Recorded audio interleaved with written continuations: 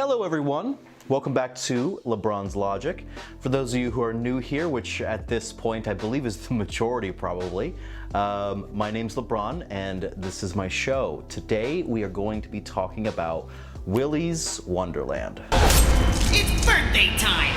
Now, I gotta be honest with you guys, when I first heard about this movie, I did not think this was real. I thought it was like a prank, but leave it up to good old Nick Cage to get something like this done. Now, before I get into too much on why this movie's so ridiculous, I feel like I might need to give a little bit of backstory or context to some of the viewers who aren't maybe the biggest video game fans in the world. Now, in case you've been living under a rock for the past couple of years, there's kind of a big franchise called Five Nights at Freddy's. Now, in the last 6 years or so, this franchise has kind of exploded.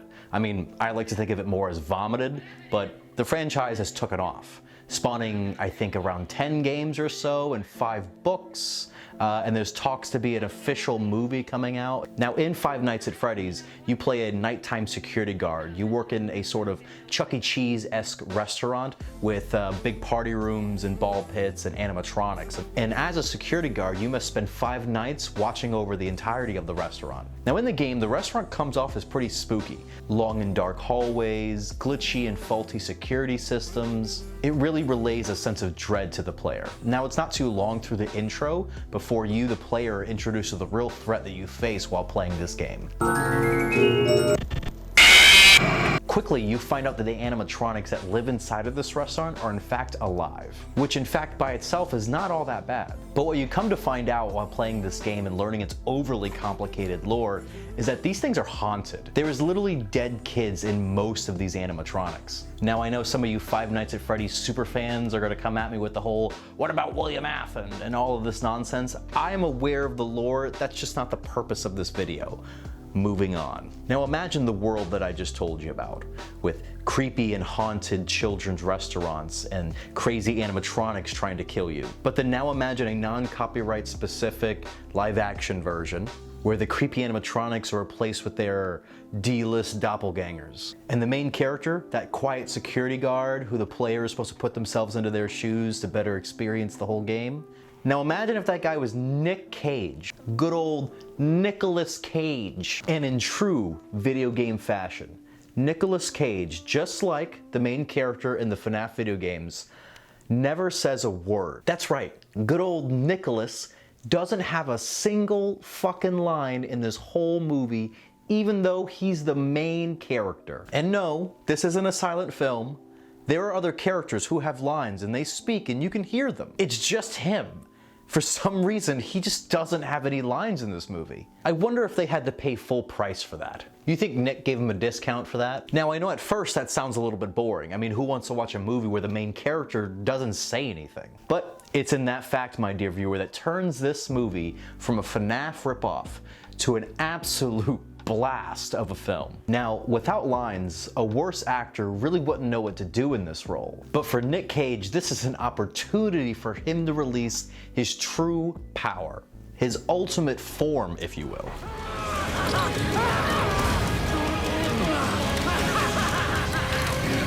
Now, a normal character in a horror movie situation would perhaps be scared, maybe run away, or make a plan to try to better solve the scenario. Secondly, I don't even believe you have a plan. I have part of a plan. Do you think Nicolas Cage gets scared? Do you think the cage runs away? Want some of this? Do you think good old Nick makes plans? Balls and squeak. Smoked yellow pie. Sir? Hi, guys. That's it. No, my dear friend. Nick Cage fucks shit up. In this movie, Nick just beats ass. He cleans and he beats ass. Cleans and then beats ass. In a perfect film, he'd be beating ass with a mop.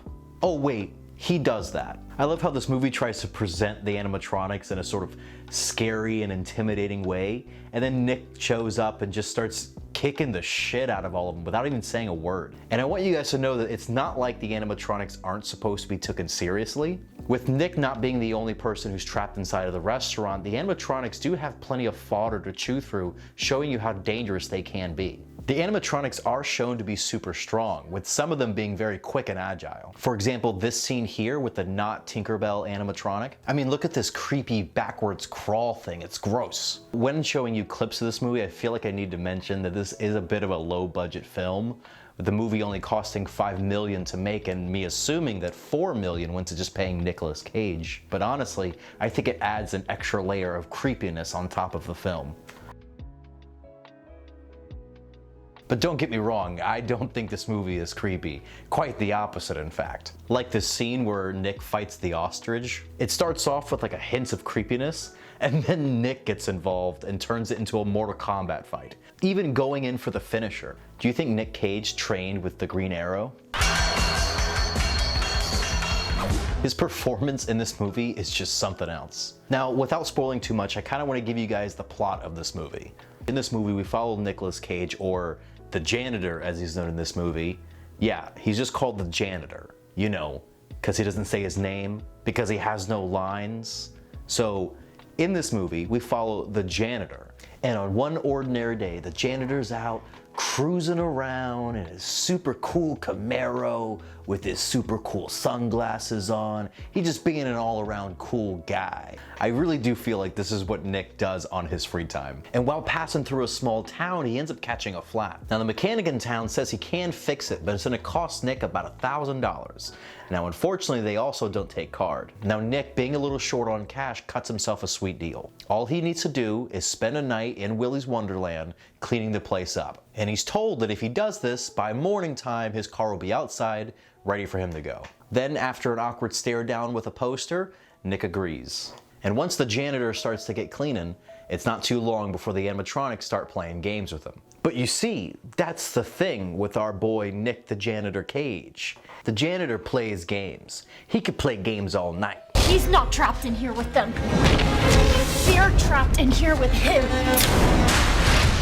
And with that being the main plot of the movie, let's transition into the things that I liked. Now I feel like this one's a little bit obvious, but of course, Nick Cage is the best part about this movie. For a man who has no lines at all, he is letting loose. As the movie goes on, there are plenty of scenes where it's clear that Nick is just having a good time. And don't even get me started on Nick's serious face in this movie. Anytime the plot will require the main character to talk to someone else, you know, like in a normal film, Nick just does this. Like as if in the script it just says, "Look tough." And honestly, that's all the things that I liked in this movie. If you're gonna watch this movie, watch it for Nick Cage, because the rest of this movie is very sloppy. The things I don't like. The other characters in this movie, they suck. There's a group of teens in this movie that are running around the restaurant with Nick Cage, and holy shit. I've never seen a more stereotypical teenager in a horror movie than these characters. I mean seriously, the second you meet these characters, you already understand everything you need to know about them. You can even predict how some of these characters are gonna die. And it's not like the movie's playing it off as a joke. Nobody dies in funny or unique ways. It's just some stupid Scooby-Doo bullshit and I hate it. And there's also the character of the sheriff in the movie. And it really seems like her only purpose in the film is to in fact just be a bitch. Nick is just over here trying to have a good time, playing some pinball, having some sody pop, beating some ass, you know, just a normal day. And here comes this sheriff just being a bitch. But at this point, I'm rambling on. But the point that I'm trying to make is that despite this movie's flaws, it is hilariously entertaining. 8 Nicks out of 10. But thank you everyone again so much for watching. I can't wait to see you guys next week. If you guys enjoyed my video today, please consider liking and subscribing. And let me know in the comments what you guys think I should do next. Thank you again. I hope you enjoy the rest of your day. Goodbye.